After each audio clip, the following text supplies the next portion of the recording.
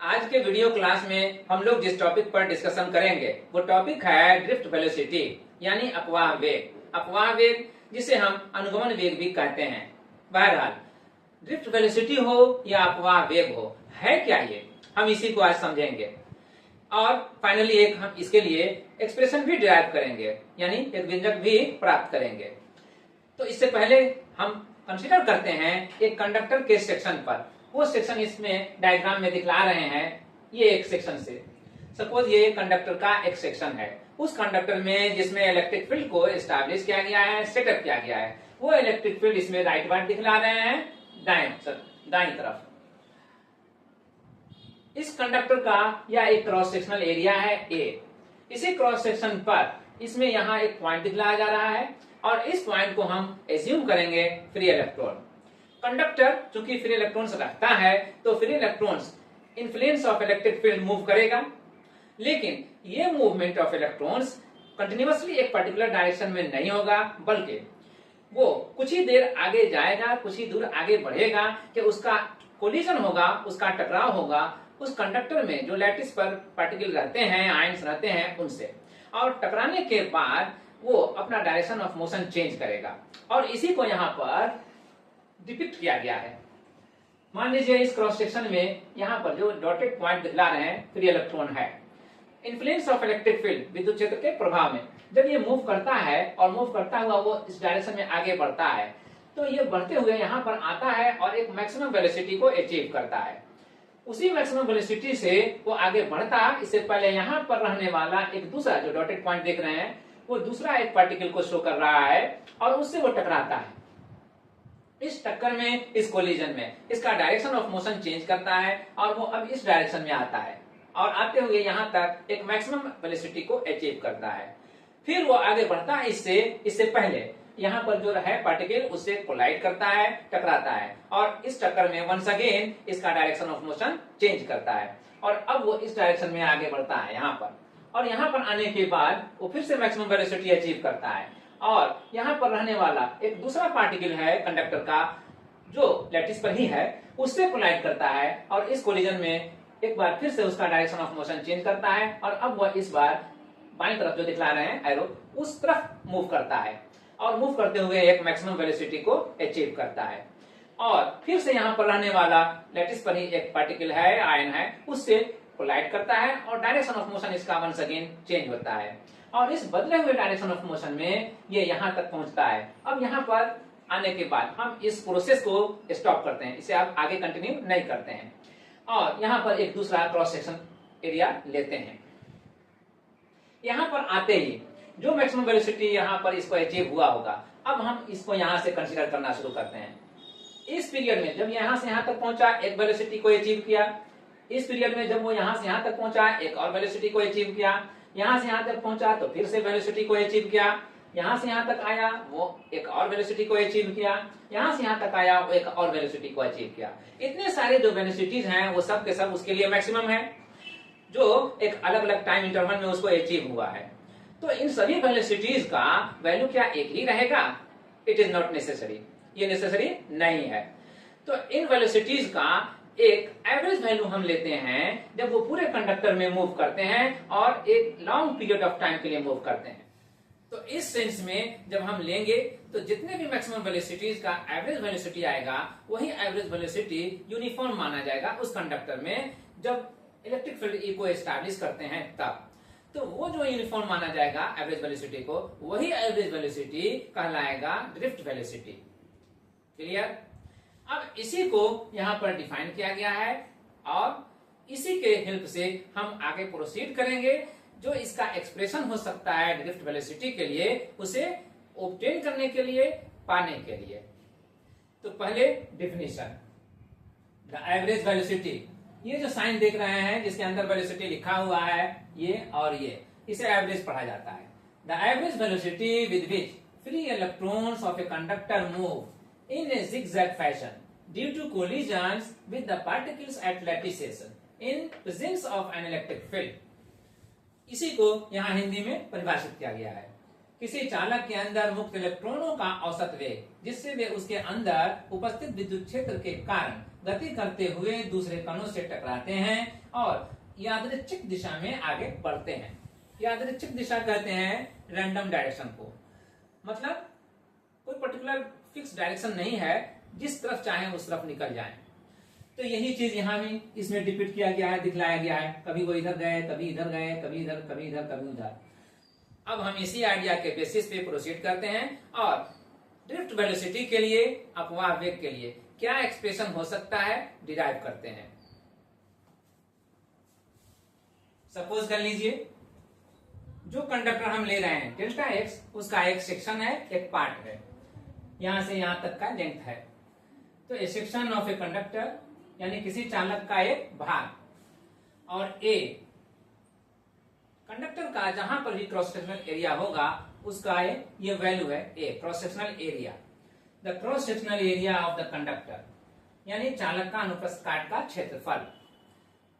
अब इस भाग का, इस सेक्शन का जो हमने लिया है डेल्टा एक्स लंबाई वाला भाग, उसका आयतन कितना हो सकता है, हम ये तो फाइंड आउट कर सकते हैं इसके हेल्प से। Therefore, volume of the section यानी चालक खंड का आयतन, जो सेक्शन हम ले रहे हैं उसका आयतन कितना हो जाएगा। तो जो इस सेक्शन का बेस एरिया हम ले रहे हैं ए, उस एरिया को मल्टीप्लाई कर देंगे इस सेक्शन के लेंथ से, लंबाई से। तो यही क्या गया है, ए टाइम्स डेल्टा एक्स हो गया इसका वॉल्यूम। अब इस वॉल्यूम में कितने इलेक्ट्रॉन्स होंगे हमने तो अभी तक कंसीडर नहीं किया है। अभी तक जो भी हमने कंसीडर किया है वो एक इलेक्ट्रॉन के मूवमेंट पर कंसीडर किया है, लेकिन इलेक्ट्रिक फील्ड ई के एस्टैब्लिश होते ही ए नंबर ऑफ इलेक्ट्रॉन्स का मूवमेंट शुरू हो जाएगा और वो सबके सब इलेक्ट्रॉन्स किसी न किसी टाइम में इस क्रॉस सेक्शनल एरिया को पास करेंगे और पास करते हुए वो आगे बढ़ेंगे और इस स्पेस में आकर के ठहरेंगे। यही हमें कंसीडर करना है। तो जितने भी इलेक्ट्रॉन इससे पास करेंगे वो कितने आएंगे ये हम फाइंड आउट कर सकते हैं अगर हमें ये मालूम हो कि इस कंडक्टर का पर यूनिट वॉल्यूम में कितना फ्री इलेक्ट्रॉन्स अवेलेबल है। चूंकि इसका आइडिया नहीं है इसलिए हम इसे सपोज करते हैं n। सपोज कर लीजिए जिस कंडक्टर पर हम कंसीडर कर रहे हैं उस कंडक्टर में per unit volume free number of electron जो अवेलेबल हैं वो n है। तो अगर 1 यूनिट वॉल्यूम में एकांक आयतन में मुक्त इलेक्ट्रॉनों की संख्या n है तो इतने आयतन में कितना फ्री इलेक्ट्रॉन्स, मुक्त इलेक्ट्रॉन मौजूद होगा, अवेलेबल होगा, हम ये फाइंड आउट कर सकते हैं इस वॉल्यूम को इस n से मल्टीप्लाई करके। देयरफॉर अब अगर इतने सारे फ्री इलेक्ट्रॉन्स अवेलेबल हैं, प्रेजेंट हैं इस स्पेस में, तो फिर इस स्पेस में टोटल चार्ज कितना है, इलेक्ट्रिक चार्ज, वो हम फाइंड आउट कर सकते हैं अगर हमें ये मालूम हो कि एक इलेक्ट्रॉन पर कितना चार्ज होता है। और वो हम जानते हैं 1.6 इंटू 10⁻⁻19 कूलम। इस अमाउंट ऑफ चार्ज को हम एक्सप्रेस करते हैं एक सिंबल से, E से। ये होगा total charge present in the volume A times delta x, यानी आयतन A टाइम्स डेल्टा एक्स, यही आयतन है ना इस सेक्शन का। तो इस आयतन में टोटल चार्ज कितना प्रेजेंट होगा वो हमने फाइंड आउट कर लिया। चूंकि उस आयतन में, इस आयतन में total number of free electrons ये हैं, इसलिए एक इलेक्ट्रॉन पर अगर अमाउंट ऑफ चार्ज E है तो इस E से इस टोटल यानी कि सभी इलेक्ट्रॉन्स को मल्टीप्लाई कर दीजिए और तब ये टोटल चार्ज को बता देगा। तो यही हुआ टोटल चार्ज। मान लीजिए ये Q है।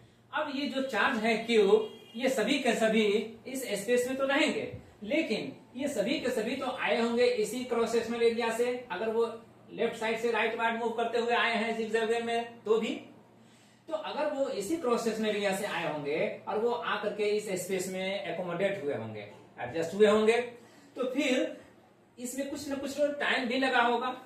वो टाइम मान लीजिए डेल्टा टी है। तो उस टाइम से अगर हम इन सभी अमाउंट ऑफ चार्ज को हम डिवाइड कर दें तो पर यूनिट टाइम इस सेक्शन से कितना अमाउंट ऑफ चार्ज क्रॉस किया होगा ये हम फाइंड आउट कर सकते हैं, निकाल सकते हैं। और जो per unit time amount of charge किसी क्रॉस सेक्शनल एरिया को पास करता है वही कहलाता है इलेक्ट्रिक करंट कंडक्टर में।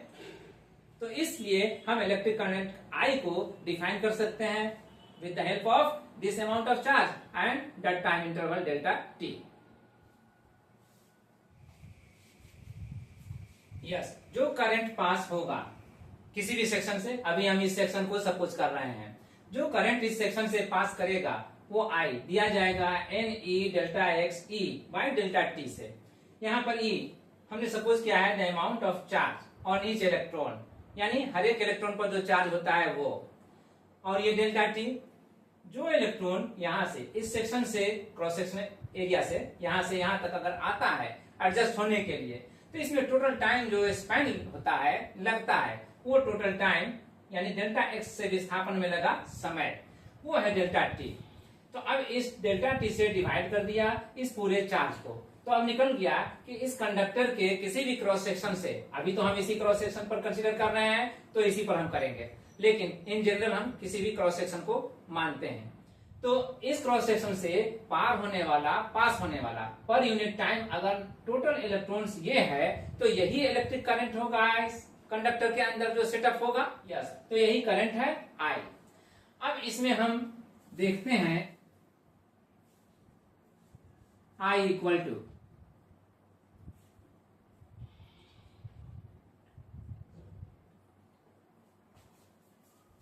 ए एन और ई, इन तीनों को हम अलग करके और डेल्टा एक्स और डेल्टा टी को हम अंडर ब्रैकेट लेते हैं।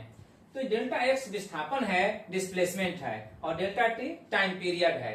तो पर यूनिट टाइम डिस्प्लेसमेंट ये इंडिकेट कर रहा है, पर यूनिट टाइम जो भी डिस्प्लेसमेंट होता है वो वेलोसिटी कहलाता है।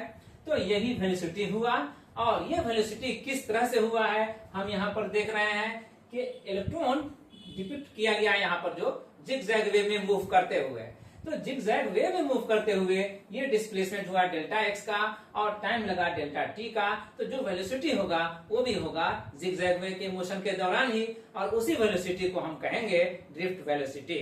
तो ये ड्रिफ्ट वेलोसिटी है, और इस ड्रिफ्ट वेलोसिटी को हम जिस सिंबल से इंडिकेट करते हैं वो है v d. D small letter लिखेंगे वी के नीचे एज सफिक्स।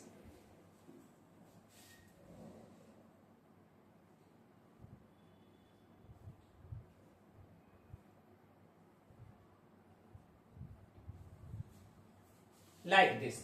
तो ए एन ई ये तो रह गया, और delta x by delta T को हमने रिप्लेस कर दिया इससे वीडी से, और यही वीडी जैसे ही रिप्लेस कर दिया यहां से, और यही वीडी अब कहलाएगा ड्रिफ्ट वेलोसिटी। जिस एक्सप्रेशन से जो यहाँ पर I equal to A N E V D हम दे रहे हैं, इस एक्सप्रेशन से हम इस वीडी को इवेल्युएट कर सकते हैं, और इवेल्युएट करने पे हमें मिल रहा है v d equal to I by A N e. जितने भी टर्म्स ए एन ई यहाँ पर वीडी के साथ है इसे हम रिमूव करते हैं, वीडी से रिमूव करते हैं, और इसे आरएचएस से एलएचएस लाते हैं, और बाय ट्रांसपोजिंग मेथड ये डिनोमिनेटर बन जाता है। इसलिए जो ये वीडी आया यही ड्रिफ्ट वेलोसिटी आया, और इसी को हम ड्रिफ्ट वेलोसिटी कहेंगे।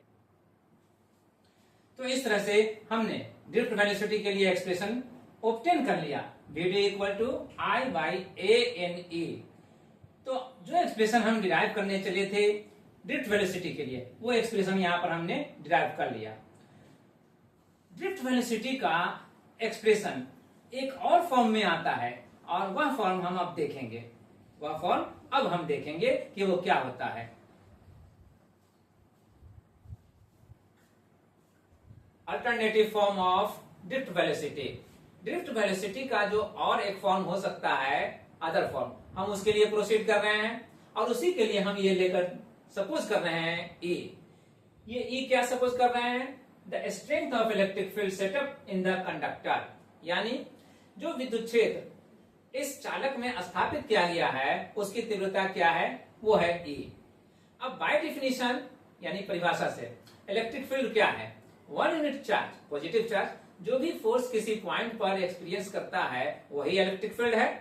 तो इसके माने ये हुआ कि वन यूनिट पॉजिटिव चार्ज जो फोर्स एक्सपीरियंस करेगा वो यही फोर्स होगा। एग्जैक्टली। अब इसके हेल्प से जो इलेक्ट्रॉन इसमें मूव करने वाला है वो इलेक्ट्रॉन कितना फोर्स एक्सपीरियंस करेगा हम ये फाइंड आउट कर सकते हैं। तो एक इलेक्ट्रॉन का चार्ज जो हम ले रहे हैं ई से इंडिकेट करते हुए, उस ई को अगर हम इस ई से मल्टीप्लाई कर दें तो उस इलेक्ट्रॉन पर अनुभव किया गया बल निकल जाएगा। देयरफॉर हम इस फोर्स को फाइंड आउट करते हैं।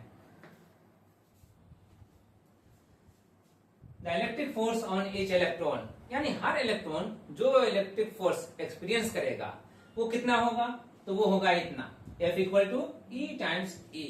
यहाँ पर ये E हम जान ही रहे हैं कि इलेक्ट्रिक चार्ज है हर एक इलेक्ट्रॉन पर, और यह E जो हमने सपोज किया है कंडक्टर में जो सेटअप किया गया इलेक्ट्रिक फील्ड उसका स्ट्रेंथ, तो E into E।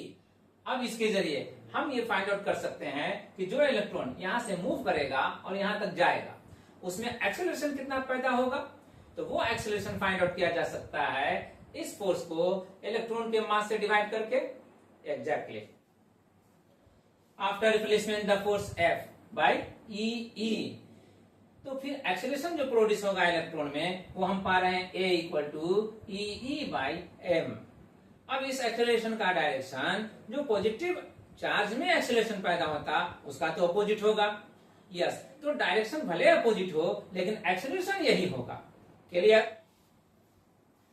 Once again इस सिंबल को जो हम ले रहे हैं उस टाइम के लिए ले रहे हैं, तो हम यहाँ पर रिपीट कर रहे हैं time taken by electron to move through delta x, यानी डेल्टा एक्स से विस्थापित होने में लगा समय। अब इसके हेल्प से चूंकि यह डिस्प्लेसमेंट है और हम वेलोसिटी को पाना चाहते हैं, तो वेलोसिटी को पाने के लिए डिस्प्लेसमेंट को डिवाइड करना पड़ता है टाइम टेकन से, तो हम इस टाइम से इस डिस्प्लेसमेंट को डिवाइड करेंगे। ओके, देयरफॉर एवरेज वेलोसिटी यानी औसत वेग, तो औसत वेग जो होगा वही ड्रिफ्ट वेलोसिटी होगा, वही अपवाह वेग होगा। तो Vd हम उसके लिए यूज कर रहे हैं सिंबल, तो Vd equal to delta x by delta t, और अब डेल्टा एक्स का वैल्यू यहां से हम टेकअप करेंगे। Therefore half times A into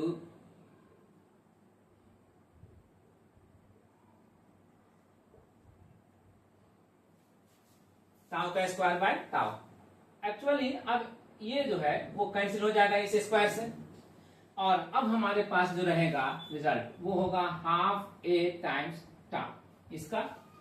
but A का वैल्यू जो हमने फाइंड आउट किया था वो क्या था, वो वैल्यू था हाफ टाइम्स, ये तो हाफ रहेगा ही, वो वैल्यू A का जो था वो था E times E by M। तब इसको हम मल्टीप्लाई करेंगे इस टाइम पीरियड से, और इसलिए ये जो वैल्यू आया कंप्लीट वैल्यू आया इस Vd का जो हम ड्रिफ्ट वेलोसिटी के नाम से इंट्रोड्यूस कर रहे हैं। Therefore drift velocity Vd equal to half times E by M times tau. ये ड्रिफ्ट वेलोसिटी हुआ इस कंडक्टर में। अब एक फॉर्म ये हो गया ड्रिफ्ट वेलोसिटी का, और एक फॉर्म ये था ड्रिफ्ट वेलोसिटी का ही, दोनों फॉर्म ड्रिफ्ट वेलोसिटी के लिए है। तो यहां पर एक हम रिलेशनशिप एस्टैब्लिश कर सकते हैं जो हम अंडर रिमार्क्स इसको इंट्रोड्यूस करने जा रहे हैं। दोनों फॉर्म जो Vd के लिए हमने पाया है यहां पर इंट्रोड्यूस कर रहे हैं। अब half times E by M times ताऊ जो यहां पर हमने डिराइव किया था, और Vd equal to I by A N E जो हमने यहां पर डिराइव किया था। दोनों को कलेक्ट करने पर हम पाते हैं कि चूंकि Vd ही है दोनों, इसलिए इसका RHS पार्ट इक्वल होगा। Therefore I by A, RHS में जो हम देख रहे हैं I बाई A एक टर्म करंट डेंसिटी को डिफाइन करता है। वो करंट जो per unit area cross sectional area per unit लेते हैं तब पास करता है कंडक्टर से, तो कंडक्टर के क्रॉस सेक्शन के पर यूनिट एरिया से पास करने वाला करंट कहलाता है करंट डेंसिटी, और उस करंट डेंसिटी को हम एक सिंबल J से इंट्रोड्यूस करते हैं। तो फिर यहां पर लिखा जाएगा J बाई NE। यहां पर J क्या है, करंट डेंसिटी यानी धारा घनत्व।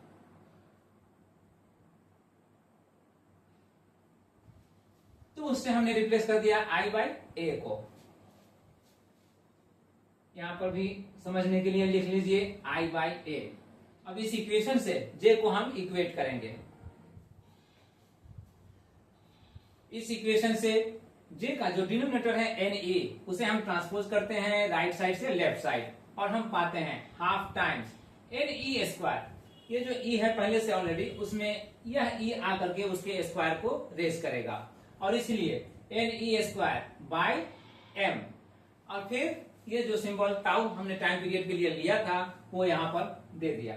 इतना को अंडर ब्रैकेट करने के बाद जो इलेक्ट्रिक फील्ड सेटअप किया गया है कंडक्टर में ई, अब उसको इससे बाहर लिखा। अब इस एक्सप्रेशन को देखने के बाद हम में से कोई भी कह सकते हैं कि ये जे अब जिन जिन फैक्टर्स पर डिपेंड कर रहा है उसमें से एक फैक्टर जो है वो अंडर ब्रैकेट टर्म्स है उस पर है डिपेंड करने वाला, और दूसरा फैक्टर जो है वो ई जो इलेक्ट्रिक फील्ड सेटअप किया गया है कंडक्टर में उस पर है। अब इन दोनों को हम सेपरेटली डिस्कस करेंगे।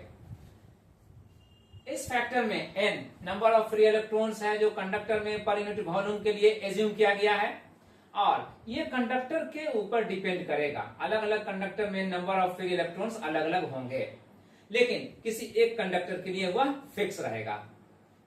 ठीक है, तो यह n उसी को इंडिकेट कर रहा है और यह e इलेक्ट्रॉन पर जो चार्ज है अमाउंट ऑफ चार्ज उसके लिए यूज किया गया है। तो ये तो किसी भी कंडक्टर में जो इलेक्ट्रॉन होगा उस सब में वही होगा, तो सबके लिए ये कांस्टेंट है। और m मास ऑफ इलेक्ट्रॉन के लिए एज्यूम किया गया है, तो मास ऑफ इलेक्ट्रॉन भी सभी कंडक्टर के लिए सेम इलेक्ट्रॉन रहने की वजह से सेम होगा। तो इसमें जो अंडर ब्रैकेट टर्म्स हैं इसमें एक n को छोड़ करके जो हम डिसाइड कर रहे हैं e और m ये दोनों तो कांस्टेंट हो गया, हाफ तो ऑलरेडी कांस्टेंट ही है। अब सेकेंड टर्म में यहाँ पर देख रहे हैं जो टाइम पीरियड, ये टाइम पीरियड जो यहाँ से यहाँ तक आने में हमने सपोज किया था वही है। तो ये टाइम पीरियड भी अलग अलग कंडक्टर के लिए अलग अलग होगा, बट एक पर्टिकुलर कंडक्टर के लिए ये एक एवरेज पर सेम माना जाएगा। क्लियर? तो ये भी एक कंडक्टर के लिए कांस्टेंट हो गया। तो अब जो भी अंडर ब्रैकेट टर्म्स है कंप्लीटली एक कांस्टेंट को डिफाइन कर रहा है और ये कांस्टेंट को हम रिप्लेस करते हैं या सिंबलाइज करते हैं एक सिग्मा लेटर से।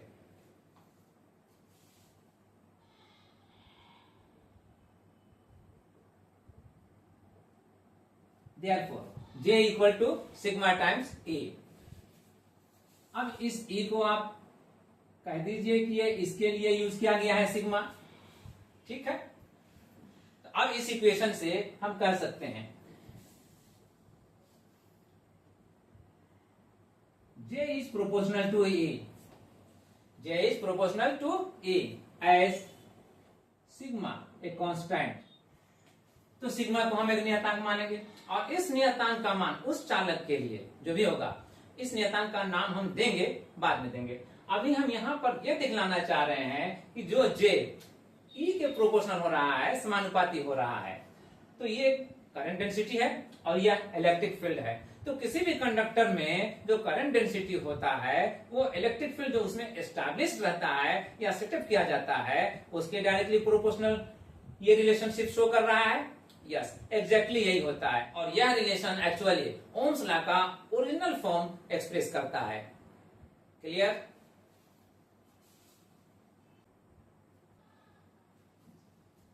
सेकेंड पॉइंट को अंडर रिमार्क्स लाने के लिए हम प्रोसीड करते हैं इसी रिलेशनशिप से जो बता रहा है J equal to sigma E।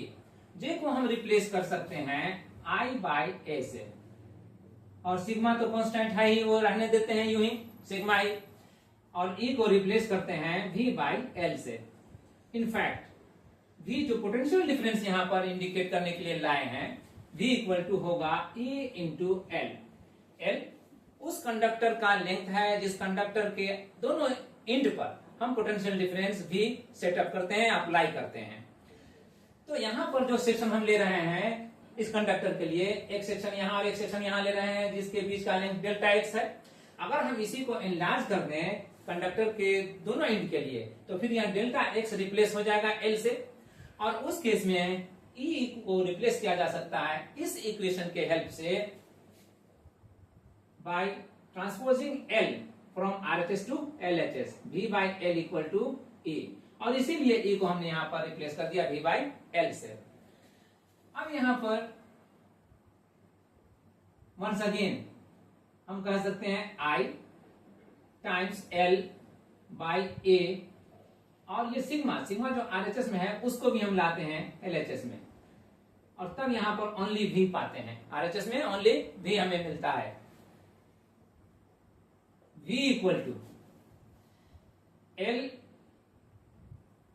By A. यहां जो सिग्मा डिनोमिनेटर में है वो डिनोमिनेटर में आने पर आरएचएस में जो भी क्वांटिटी को शो कर रहा था उसका रेसिप्रोकल प्रॉपर्टी को यहां पर शो करेगा, और इसलिए 1 बाई सिग्मा को हम उसके रेसिप्रोकल टर्म को डिफाइन करने के लिए एक और सिंबल का यूज करते हुए रिप्लेस करते हैं और वह सिंबल देते हैं रो। इसको पढ़ते हैं रो। तो अब इतनी सारे क्वांटिटीज को अंडर ब्रैकेट रखने के बाद आई को हम बाहर करते हैं और तब हम पाते हैं v equal to rho times L by A और इंटू आई। अब इस इक्वेशन से हमें क्या मिलता है कि जो अंडर ब्रैकेट टर्म है उसमें ये रो जो कांस्टेंट है 1 बाई सिग्मा के लिए वो तो कांस्टेंट है ही, और एल लेंथ ऑफ कंडक्टर को शो कर रहा है, तो एक पर्टिकुलर लेंथ ऑफ कंडक्टर लेंगे तो वो कांस्टेंट ही रहेगा, और ए उस कंडक्टर का क्रॉस सेक्शनल एरिया को शो कर रहा है तो वो क्रॉस सेक्शनल एरिया भी कांस्टेंट ही रहेगा। इसलिए अंडर ब्रैकेट जो भी टर्म है वो सब का सब कांस्टेंट को शो करेगा।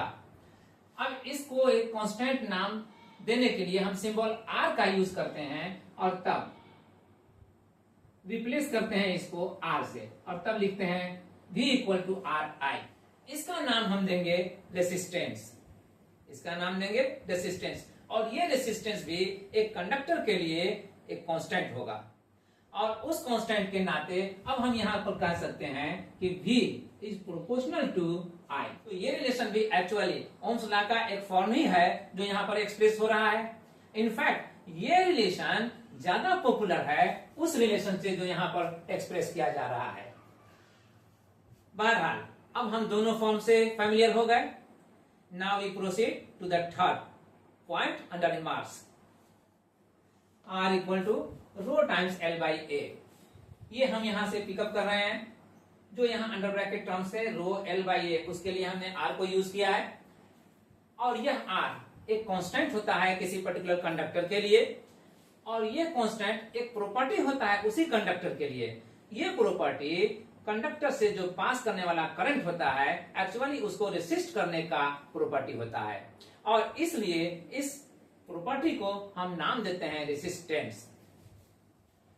तो रेसिस्टेंस ऑफ कंडक्टर है ये प्रॉपर्टी, ठीक है। अब इसकी वजह से हम फिर सिग्मा पर लौटेंगे, लेकिन पहले यहां पर डिफाइन करते हैं कि इस आर को हम लोग मेजर किस में करते हैं, एसआई यूनिट के लिए यानी मात्रक के लिए। हम इस इक्वेशन को लेकर चलेंगे। v equal to R I है, तो यहां पर हम शो कर सकते हैं कि r equal to V by I. अब अगर r equal to V by R हम दे सकते हैं तो इस रिलेशन से ही इस r का यूनिट डिफाइन हो जाएगा। v जो पोटेंशियल डिफरेंस है इसको हम वोल्ट में मेजर करेंगे, I जो इलेक्ट्रिक करंट है इसको हम एम्पियर में मेजर करेंगे। तो वोल्ट पर एम्पियर R का ऐसा यूनिट डिफाइन होता है, वोल्ट पर एम्पियर। बट वोल्ट पर एम्पियर को कहा जाता है ओम। वोल्ट प्रति एम्पियर जिसे ओम कहा जाता है। सिंबल इसका होगा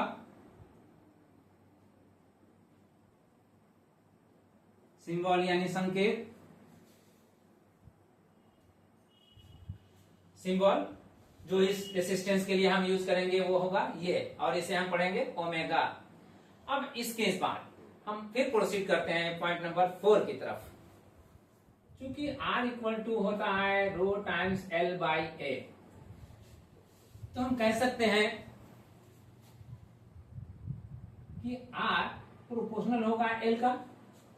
कंडक्टर का लेंथ जितना ज्यादा होगा उसका रेसिस्टेंस भी उतना ही ज्यादा होगा ऑब्वियसली, और R ही प्रोपोर्शनल होगा 1 बाई ए का, यानी इनवर्सली प्रोपोर्शनल होगा A का। क्रॉस सेक्शनल एरिया जितना ज्यादा होगा रेसिस्टेंस उसका उतना ही कम होगा, यानी थिकनेस ऑफ कंडक्टर, कंडक्टर की जो भी मोटाई होगी जितनी ज्यादा होगी उसका रेसिस्टेंस, उसका प्रतिरोध उतना ही कम होगा। यही ये रिलेशन एक्सप्रेस करता है। क्लियर? और ये जो रो है एक कांस्टेंट है, तो ये रो हम फाइंड आउट कर सकते हैं इसी रिलेशन से। ए और एल को राइट साइड से एलएचएस में ले जाने पर, लेफ्ट साइड ले जाने पर R A by L, L करके। तो यहाँ पर आर तो खैर रेसिस्टेंस है, प्रतिरोध है, ए क्रॉस सेक्शनल एरिया है और एल लेंथ ऑफ कंडक्टर है। तो इस सेंस में अगर हम यहाँ पर रो को डिफाइन करना चाहें तो आर के साथ डिफाइन कर सकते हैं। किस तरह से? ऐसा कंडक्टर लेकर के जिसका cross sectional area 1 metre square हो और ऐसा कंडक्टर लेकर के जिसका लेंथ 1 मीटर हो। तो ऐसा कंडक्टर जिसका cross sectional area 1 metre square हो और उसका लेंथ 1 मीटर हो, अगर हम लें और फिर देखें कि क्या होता है रो का वैल्यू, तो हम पाएंगे कि रो इक्वल टू आर आ जाएगा। कब? ए इक्वल टू 1 मीटर स्क्वायर और एल इक्वल टू 1 मीटर। तो रो इक्वल टू आर आ जाएगा। मतलब क्या हुआ?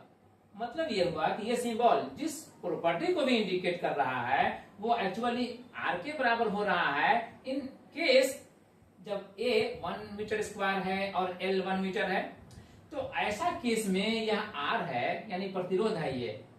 तो ऐसे प्रतिरोध को हम कहते हैं स्पेसिफिक रेसिस्टेंस, विशिष्ट प्रतिरोध। इस रिलेशन को वंस अगेन हम यहाँ पर मेंशन कर रहे हैं और हम कह रहे हैं कि ये जो रो है वो स्पेशल केस में आर के बराबर है, इसलिए इसको हम स्पेसिफिक रेसिस्टेंस कहेंगे। स्पेसिफिक रेसिस्टेंस का एक और नाम है रेसिस्टिविटी, यानी कि विशिष्ट प्रतिरोध या इसका दूसरा नाम प्रतिरोधकता। तो ये कांस्टेंट है किसी कंडक्टर के लिए और ये ऐसा कांस्टेंट है जो इस डिफिनेशन से हम कंसीडर करें तो कहेंगे कि एक कंडक्टर के लिए भले आर का वैल्यू वेरी करता हो लेकिन ये स्पेसिफिक रेसिस्टेंस रो का वैल्यू वेरी नहीं करेगा, क्योंकि रो जब भी हमें लेना है तो इसी कंडीशन में लेना है। तो इसलिए resistivity of a conductor remains always constant. Clear? इस रिलेशनशिप में यहाँ ए मीटर स्क्वायर से रिप्लेस हो जाएगा यूनिट में और एल मीटर से रिप्लेस हो जाएगा यूनिट में। तो मीटर स्क्वायर बाय मीटर अगर करेंगे तो स्क्वायर तो कैंसिल हो जाएगा मीटर से और ओनली 1 मीटर रह जाएगा। तो वो 1 मीटर और ये आर में मेजर किया जाएगा ओम में। तो ओम मीटर इसका ये रिलेशन शो करता है यूनिट के लिए। तो इसका यूनिट हो जाएगा ओम मीटर। ये हो गया ओम मीटर। पॉइंट नंबर 5 एज, यानी चूंकि रो को हमने इंट्रोड्यूस किया था 1 बाई सिग्मा के लिए, तो 1 बाई सिग्मा से ये इंट्रोड्यूस हो रहा है रो और रो को हम कह रहे हैं रेसिस्टिविटी। तो हम कह सकते हैं कि सिग्मा जो होगा 1 बाई रो से डिफाइन हो सकता है और इस वजह से जो इसकी प्रॉपर्टी होगी उसका रेसिप्रोकल प्रॉपर्टी होगा इस सिग्मा का ऑब्वियसली। तो इसकी प्रॉपर्टी क्या है? इसकी प्रॉपर्टी तो है स्पेशल केस में करंट को रेसिस्ट करना। तो इसकी प्रॉपर्टी क्या हो जाएगी, यानी कि इसका रेसिप्रोकल का प्रॉपर्टी क्या हो जाएगा? इसका रेसिप्रोकल का प्रॉपर्टी हो जाएगा रेसिस्ट नहीं करना, यानी कि करंट को कंडक्ट करते देना। यस, तो इसको हम कहते हैं कंडक्टिविटी। अगर हम इसको कहते हैं रेसिस्टिविटी तो इसका रेसिप्रोकल हो जाएगा कंडक्टिविटी। तो सिग्मा कंडक्टिविटी ऑफ कंडक्टर हो गया। अब इस रिलेशनशिप से इसका एसआई यूनिट क्या होगा ये भी हम डिफाइन कर सकते हैं। SI unit of sigma, sigma means यहां पर कंडक्टिविटी के लिए सिंबल यूज कर रहे हैं सिग्मा को। तो जो एसआई यूनिट ऑफ कंडक्टिविटी होगा वो डिफाइन होगा रेसिप्रोकल ऑफ रेसिस्टिविटी से। और रेसिप्रोकल ऑफ रेसिस्टिविटी क्या होगा? चूंकि रेसिस्टिविटी का एसआई यूनिट ओम मीटर हम ले चुके हैं, इसलिए इसका रेसिप्रोकल हम इस तरह से एक्सप्रेस करेंगे और इसे हम एक्सपांड करने पर ऐसा शो करेंगे, पढ़ेंगे इसको पर ओम पर मीटर। तो यही एसआई यूनिट हो गया कंडक्टिविटी का। इसी के साथ ओवर करते हैं रिमार्क्स को और साथ ही ओवर करते हैं आज के वीडियो क्लास को, जिसमें हम लोगों ने जो टॉपिक डिस्कशन के लिए लिया था ड्रिफ्ट वेलोसिटी था और उसका एक्सप्रेशन था। मिलते हैं फिर किसी वीडियो में फिर किसी टॉपिक पर डिस्कशन करते हुए। Thank you.